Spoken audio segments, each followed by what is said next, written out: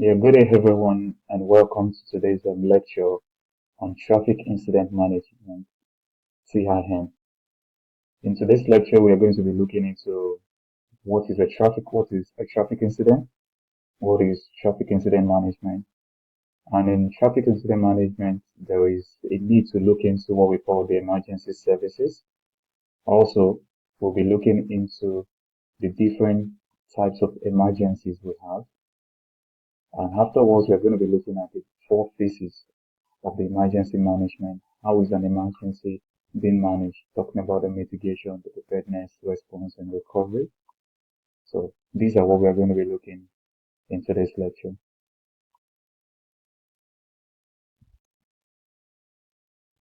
Now, in a roadway or any road network, we have the traffic flow. So whatever it is that hinders, whatever it is that impairs, whatever it is that disrupts the free flow of traffic in on a roadway is what we call a traffic incident. Whatever it is, because we have different forms of incident that can bring about, uh, that can disrupt the flow of traffic on a roadway. So whatever it is that happens on a roadway that disrupts or affects the flow of traffic is what we call traffic incident. So it says traffic incidents are unplanned roadway events that affect or impede the normal flow of traffic. So that is what traffic incident is. So in order for us to be able to manage some of these incidents, that is the reason why we have the traffic incident management. That is, when we know there are some unplanned events, roadway events, that can affect the movement or the flow of vehicles or pedestrians or, or cyclists on the roadway that affects the normal flow of this traffic on the roadway, then there is a need for us to look into what factors and what are the things that we need to put in place when this kind of occurrence happens, or when this unplanned roadway activity happens or unplanned roadway event happens. So how do we manage it? So that is what we call the traffic incident management. And this involves a set of procedures and strategies that are designed to effectively respond to. So that means the first thing is that there is a strategy and procedure in place. And those strategies and procedures are designed for future or are designed in case of any incident happening.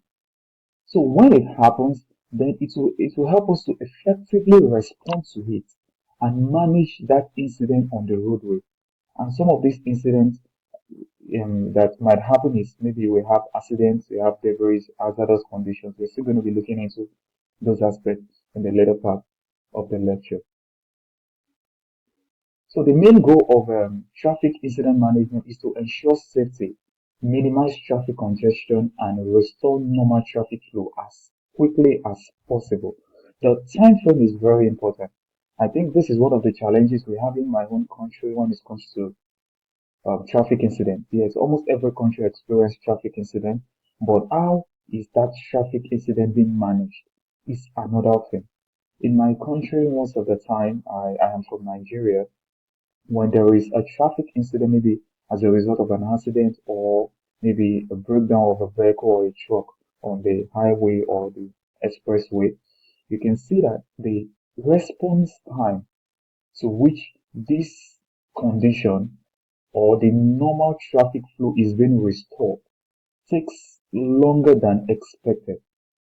I've seen in a lot of cases where it takes more than 24 hours. We've seen where it takes more than 6 hours, 9 hours, because the traffic incident management procedures and strategies are not well in place to be able to effectively respond to and deal with this incident on the roadway when it happens. So we're going to be looking deeply into each and every area of this traffic incident management.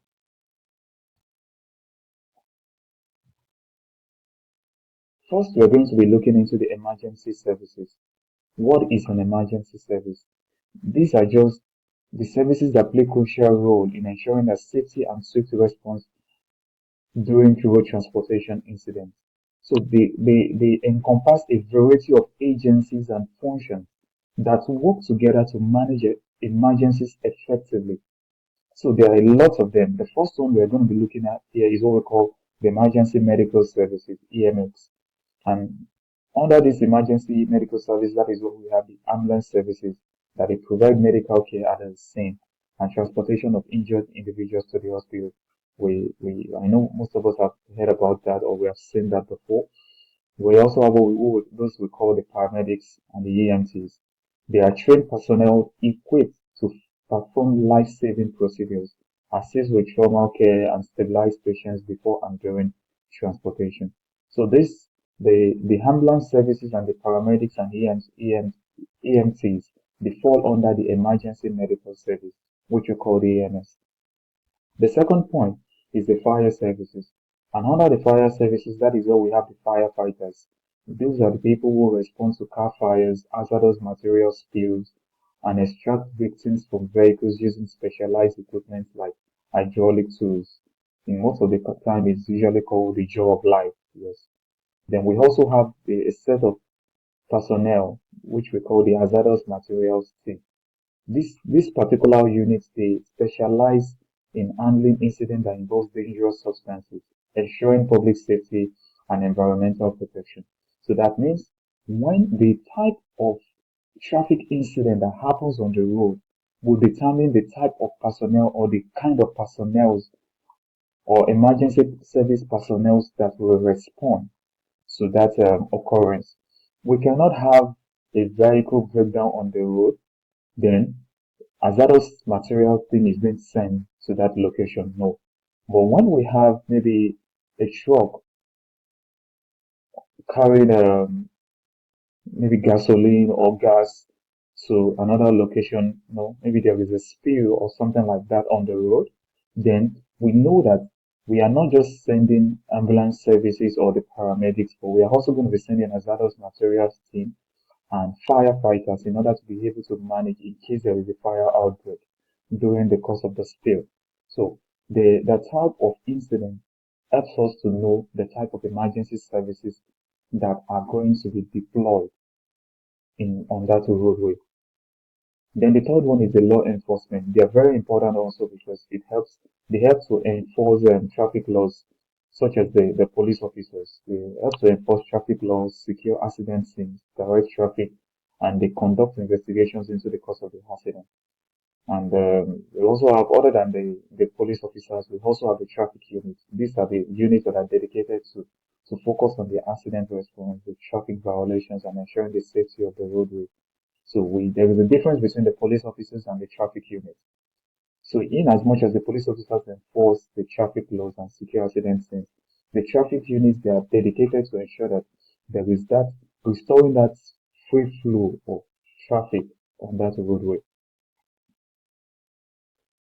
The fourth point we have here is the roadside assistance service. That is the roadside assistance service. So to see that at every at every point on the road where you see a tow trucks, some of the tow trucks, they help to remove disabled vehicles from the roadway to prevent traffic congestions and facilitate safety. So one important thing about the tow trucks is that they are usually at some designated areas on the roadway. So when any vehicle breaks down, and the driver decides to put a call through to the tow truck services, then they will send the tow truck that is closest to the driver in order to be able to help to achieve that. So they are usually at a certain intervals on the road, like on the roadside, and that is why we call them the roadside assistance service. Then we have the mechanics. These people, they provide an on-site repair services for minor issues or assist drivers in need, such as tire changes or jump starts. These mechanics are there offering the roadside assistance service. The fifth point, we have the traffic management centers. Talking about the traffic operators, these are the people that utilize monitoring systems such as the CCTV and sensors to detect incidents and also to coordinate appropriate responses. Now, the sixth point also is the community and volunteer services. There are some set of volunteers that are trained in order to help respond to traffic incidents when they happen. There are some of them that are usually called the neighborhood watch, or we call them the traffic safety programs. That is, these are local initiatives that focuses on road safety and assisting in minor emergencies or providing education. So they are mostly volunteers and they are community service volunteers. So looking beyond that, we can decide to, we still have other people like the public health officials, the emergency operators centers. So these are various services and more that helps or plays a crucial role in ensuring that there is safety and swift response during road transportation incidents.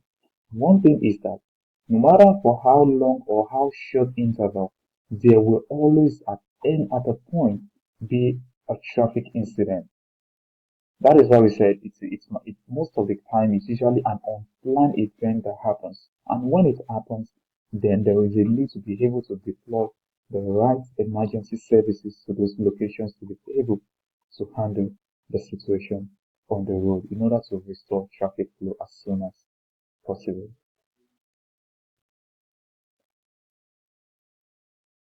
We have what we call the categories of emergency incidents. We have the planned activities, because some of this, when we say the category of emergency incident, there are some emergency incidents on the road that they are actually planned. When there is a preparation for a Christmas season, or probably there is a public gathering for a concert or festivals or sporting events, we know that it will impair, it will disrupt the normal flow of traffic on the roadway, maybe due to some of the activities from these gatherings. So these are planned activities, and these events are also categorized under, they are one of the categories of emergency incident, because it's an incident because it's affecting, we said it earlier, that anything that affects the free flow of transportation or free flow of traffic is said to be a traffic incident. So some of these traffic incidents can be planned activities. And like I said, that is what we have maybe public gatherings like the concerts, the festivals, the parades, or sporting events where large crowds are expected. So when large crowds are expected on the road at a particular period of time, it will surely affect the free flow of traffic.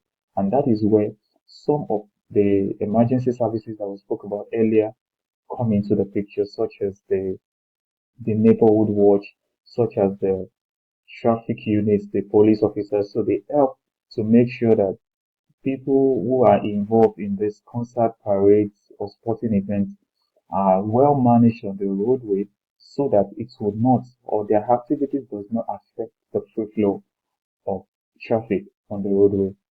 Then another planned activity that we can also have is maybe construction projects. Maybe when there is a construction of a particular side of the road, major constructions or infrastructure work requiring road closure or safety measures. They are planned activities. Even when notice of this will be given on the road, still it will affect the traffic flow and still requires, measures being in place to make sure that the planned activity still doesn't affect the normal flow of traffic. We have emergency drills, we have political events. So these are some of the planned activities that can affect the free flow of traffic. So the second point, we have the weather related events. In the weather related events, we have some minor weather related events, we have major weather related events, we have the HAMSA, we have the natural disasters. So under the minor weather events can be in form of maybe heavy rainfall or windstorm, causing down trees or power lines, leading to localized disruptions at that point.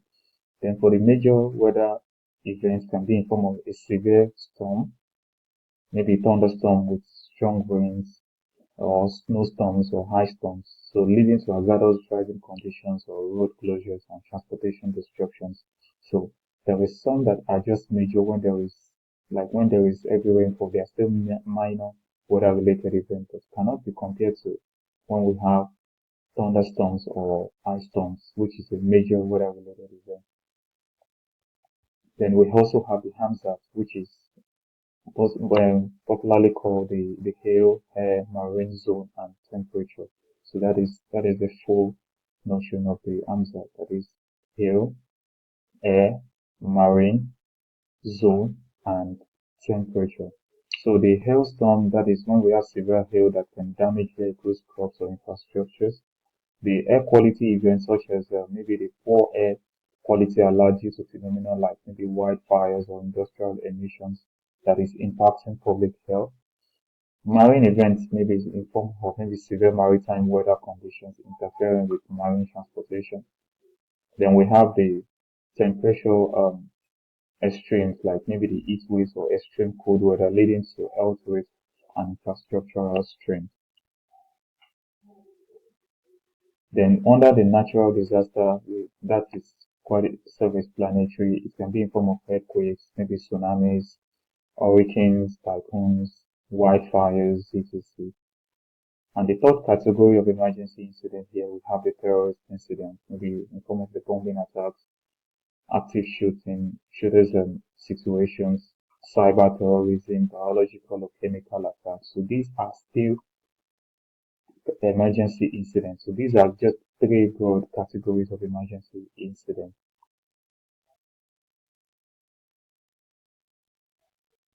So the types of emergency incidents and events. So most of everything that I explained earlier are still under the natural disasters, the human-made disasters. So the first part they are that is the first one we discussed is a category of emergency incident. This is another type. So the first part here talking about the natural disasters, earthquakes, the which nature, then the human-made disasters as a result of maybe the negligence of man, where we have the industrial accident, transportation accident, terrorism, then the public health emergencies in the sense of when there is pandemic, widespread disease outbreak that requires coordinated public health responses. Something similar to what we experienced during the COVID-19 season. Then we have food water contamination, and this incident could involve unsafe food or water supplies leading to illness. Yeah. This is also another a set of emergency incidents and events, so public health emergency. Then the fourth point is the environmental emergency, the hazardous materials release, radiology incident, oil spills that was explained in the previous category. So we also have what we call the civil disturbances in sense of riots and protests, strikes, technological incidents, maybe cyber breach, that is attack on information system that compromise data security, potentially disrupting services. When there is a cyber security breach, even to the traffic signals on the road, where there is a malfunction on the traffic signals, it can also affect or disrupt the free flow of traffic. Then we have power outages. These are also under technological incidents. That failures in the electrical grid affecting homes and businesses, even to the point of the the electronic devices that are on the road that hits transportation. Then we have infrastructural failures such as building collapsing, that is the failures of structures due to design flaws or natural events or neglect. The transportation infrastructural failure, which can also be in form of maybe bridge collapsing or road washouts that impacts movement and safety of people. So these are also some types of emergency incidents and events. So still a summary of everything that I've explained so far, just in this slide.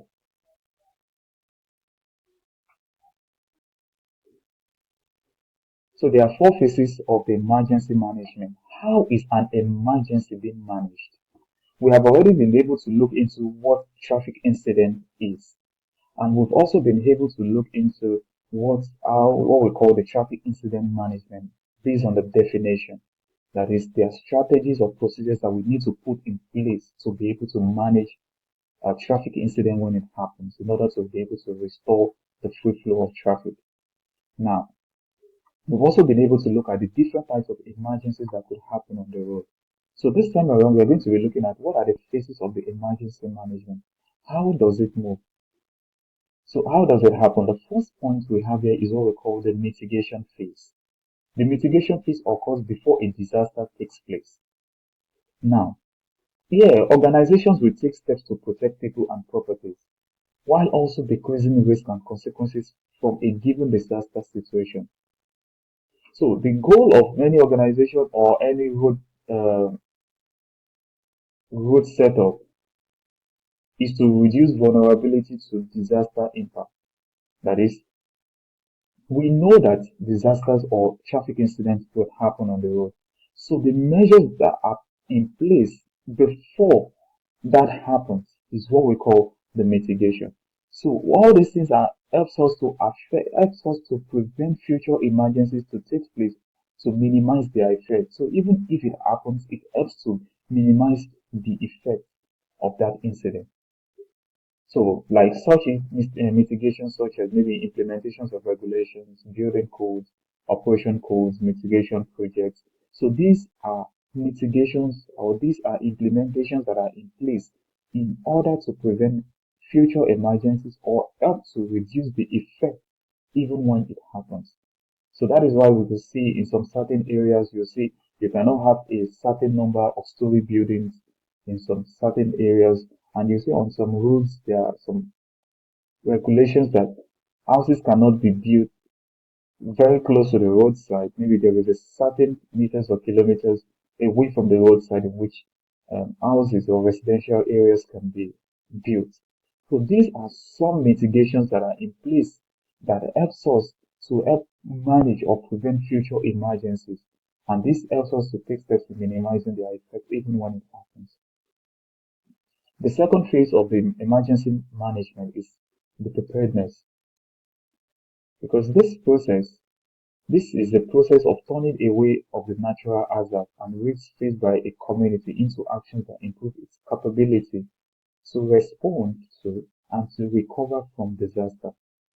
Now, every transportation system in place or transportation incident management or managers, yeah, they will make arrangements, creating and testing plans, organizing and training, equipping, exercising, education evaluation, and sharing information to improve the response and recovery capability. So this is just a stage. At this point, at the mitigation and the preparedness stage, incident has not occurred. These are before an incident or a traffic incident happens. So they are just actions that are in place to make sure that when it happens, so how are we going to respond? If there is a traffic incident on a particular roadway at a particular time, how do we respond to it? Let's see how many minutes it will take us to respond from the zone we have or the location we have to any part of the road. Is there any need for us to have different positions on the roadway in case when it happens at any point on the roadway? These are the levels of preparedness that is being taken into consideration. And that is why I said they are forms of arrangement, creating and testing plans and organizing trainings, equipping exercise, education evaluation, and sharing information to improve the response and recovery capabilities. So when this is tested and when the traffic incident happens, then it will help us to know how well we can respond to it when it happens. So that is the preparedness. The third point is the response. The response is the assistance and intervention during or immediately after an emergency. Like I said, mitigation and preparedness happens before are being in place. They are in place before the incident happens. But the response and recovery are after when it happens. So the response phase occurs during or immediately aftermath of a disaster. So that is it. So the traffic officials must focus their attentions on addressing immediate threats to people like properties and businesses. So the response phase includes the decision making and the mobilization of the identified emergency staff and equipment and dealing with the situation. I explained also earlier that when there is an oil spill on the roadway, we will not send, even when we're sending the paramedics, we're sending the ambulance services, we are also meant to send the unit that can handle disasters that are in relation to hazardous management team, something like hazardous management team to that location in order to be able to manage it.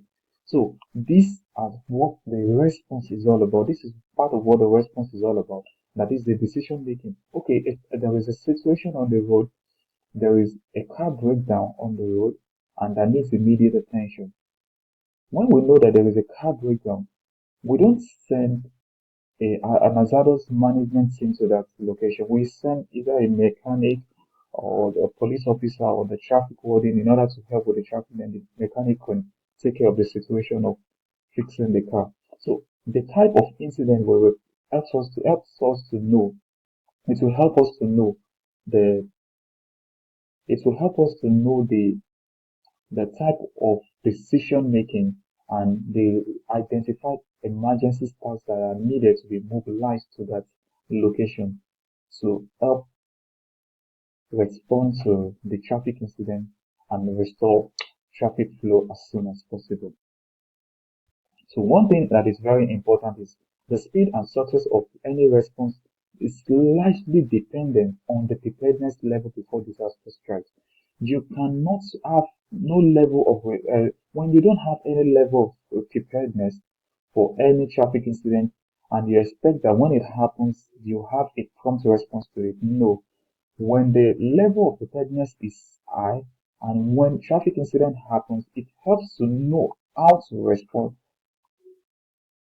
to those situations or to the traffic incident and how to make sure that it is done at the quickest time and the restoration of traffic flow.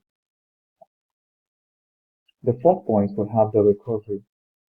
We know that the aim of the recovery phase is to restore that affected area to its previous state. So when the response has been done, it needs to be restored back to its previous state. Then traffic can flow as it's meant to. The recovery phase takes place after a disaster, so it differs from the response phase in its focus as recovery efforts are concerned with issues and decisions that must be made after immediate needs are addressed.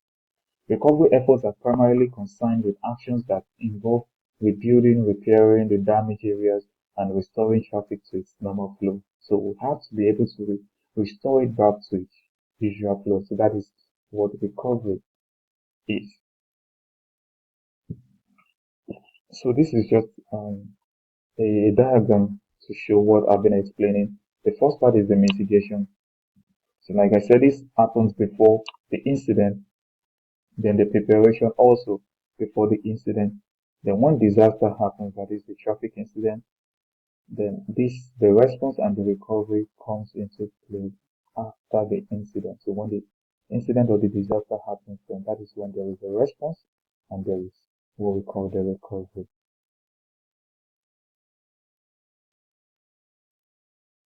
So this is also under the response stage, which is the third stage of yeah, the third stage, which is the response stage. So during the response stage, this is how it happens. The incident starts. So we have the notification, that is the incident notification when there is a traffic incident on the road and there is a notification. So the incident notification is the period between the occurrence of the emergency incident and the receipt of notification by the emergency response agency. The emergency response agency that would deploy the required emergency team to the location to make sure that the traffic incident is being managed. So the period at which they get the information and respond to it, that is the period in which the incident happens and when they receive the notification of the incident is what we call the incident notification. Then after when that is done, there will be what we call the dispatch.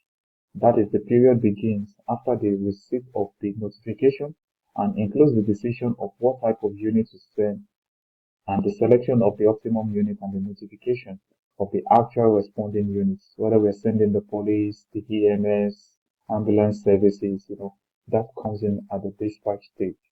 Then the travel to scene. The travel to scene is just the time period following dispatch, during which the emergency response unit mobilize and travel to the incident scene.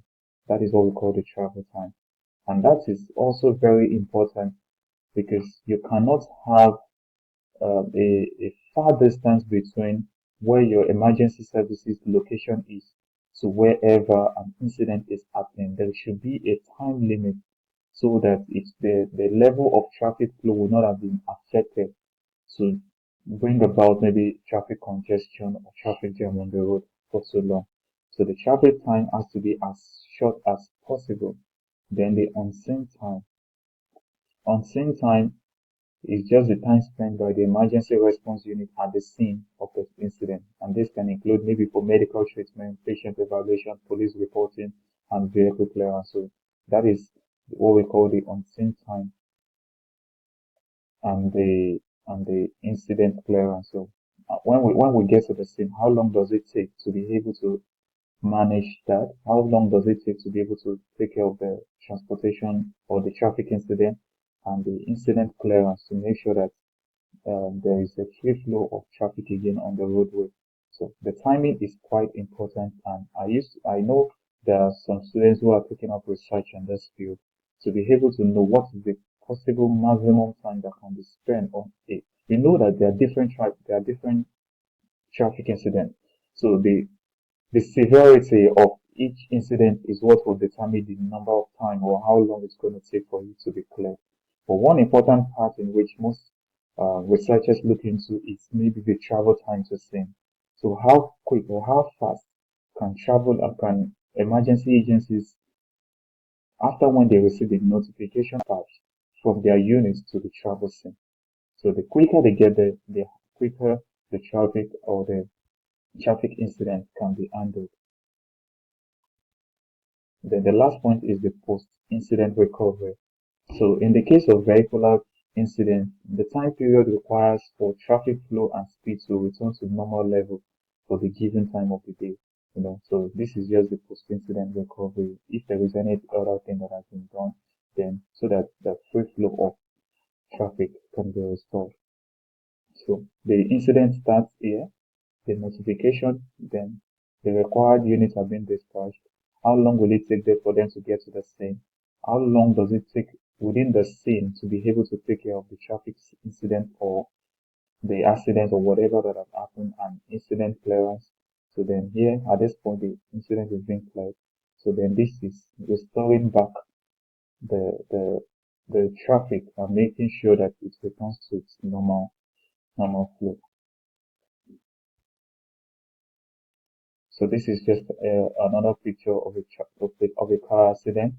The moment we have the CCTV or detectors, there are different ways in which a traffic incident can be detected. I think I'm going to be looking at, we're going to be looking at that in another lecture, whether through the CCTV or detectors. And there are some that maybe it is through phone calls where there are um, units or call lines that calls can be placed to inform them about any form of traffic incident or any form of accident on the road. So the necessary units can be deployed. So CCTV or detectors, when they detect the emergency, then there is a caution on the VMS. The VMS is what we call the variable message signs, which is usually on the roadway or the expressway. So that will inform. There will be a message informing people that there is an accident ahead. So that means they will have to drive with caution and be very much careful when going on the road because they have been informed that there is an accident ahead. So maybe from the information, they will have to move in a certain lane in order to move from the lane at which the accident happened. Then we have the detection, the dispatch, which I've already explained earlier, the arrival, then when it's ending, then solving congestion. So after then, when that is done, after when the congestion has been restored and traffic flow is back to normal, then the VMS, that is the variable message sign, will be restored back to maybe drive safely since the accident has been cleared. So there won't be any need for caution or accident ahead. It will be changed back to maybe safe, drive safely, something like this, or another form of message that shows that the road is safe for travel. So the importance of traffic incident management even with everything I've been explaining so far, it shows that it is very important for us to be able. It's one of the most important aspects in traffic management because there is going to be a condition where there will be a traffic incident. So how do we manage it when it happens is very important. And one of the major things that traffic incident helps us with is to be able to reduce the secondary accident caused by the original incident, which is the safety. What we're trying to say here is when a traffic incident happens, maybe just one car, there is an accident as a result of maybe one car, a car broke down on the road, maybe due to some mechanical faults in the car. So when the car breaks down, and traffic incident management is not in place. Other vehicles coming that are not informed of that particular incident might decide to run into the cars on the road, causing what we call a secondary accident.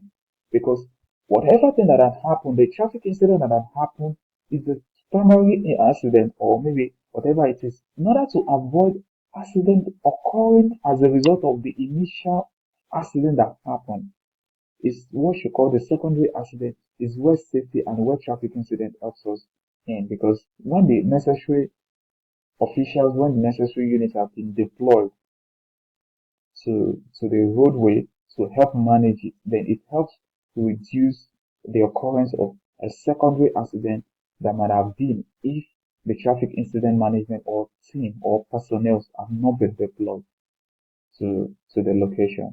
Then efficiency, that is also decreasing the travel times and reducing congestion. If an accident happens, the level of congestion on the road when an accident happens on the roadway, if it takes the traffic personnel to get to the location within 30 minutes, the level of congestion cannot be compared to when they arrive at the location after 3 hours. You know, there will be not just a traffic congestion at this point, there will be a traffic jam. You know, and before that will be cleared or before it could be restored to its normal flow, it will really take time. So the response time of any traffic incident personnel to any traffic incident helps us to know as it is dependent on the travel time and helps us to know how long or how less the traffic congestion is going to be. So when a traffic incident is being reported and there is an immediate response and dispatchment of the relevant teams to the unit to take care of the situation, then this helps to reduce the congestion and the travel time also decreases, and that is where the efficiency comes into play. Then the third point is it minimizes the economic losses due to delays and crashes.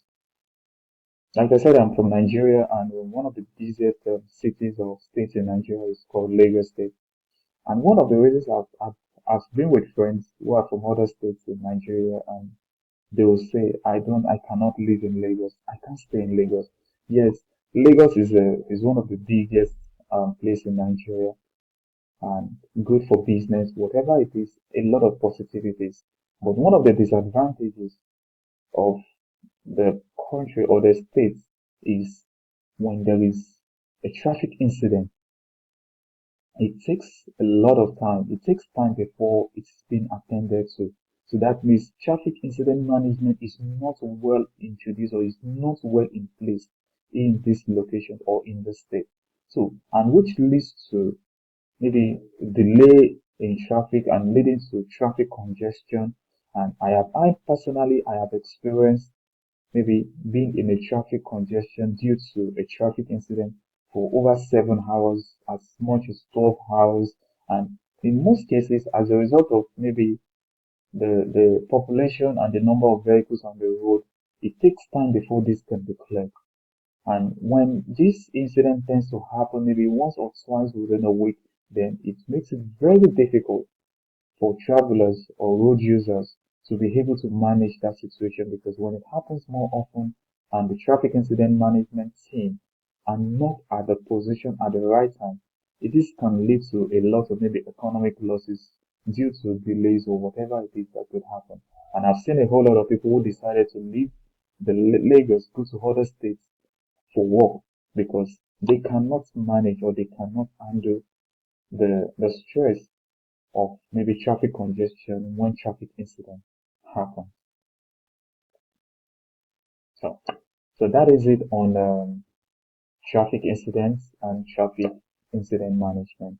So like I said earlier, there are some maybe sensors or intelligent transportation systems that we use in identifying when a traffic incident happens.